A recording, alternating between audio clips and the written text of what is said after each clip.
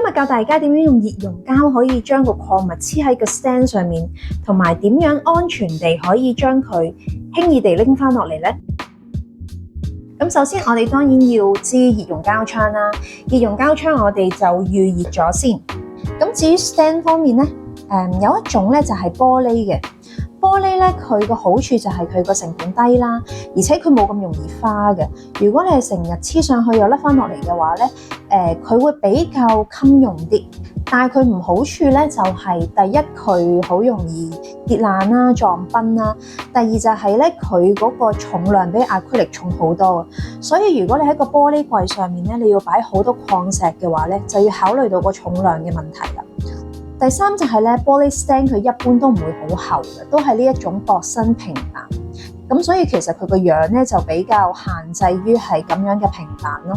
咁另外一種我哋最常用嘅就係 acrylic stand 啦。咁有一啲就係好似呢個咁浸一個 boss 嘅，咁有一啲咧就會做咗個斜邊俾佢嘅。咁呢個都係個人嘅喜好啦。咁你見到咧，其實 acrylic 咧佢個厚度可以做得好厚。咁如果你中意嘅話咧，呢度就會有足夠嘅闊度可以俾你黐翻礦石嘅資料喺度啦。咁但係佢個唔好處就係咧，acrylic 比起玻璃咧係容易花好多嘅。另外咧就係 acrylic 假若佢要做到咁厚，但係亦都咁透嘅話咧，其實佢成本都高嘅。最後咧有啲朋友咧就中意一啲盒仔礦。咁盒仔礦通常 standard 有3個 size 啦。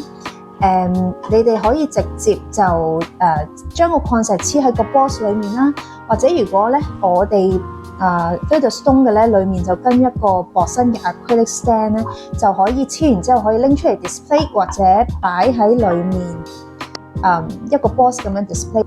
好啦，首先第一步咧，我哋要決定佢個方向啦，因為每一件原石咧，佢其實都係凹凹凸凸嘅。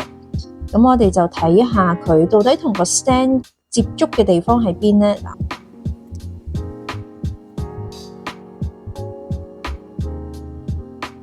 好，咁唔使急嘅，然後慢慢對準，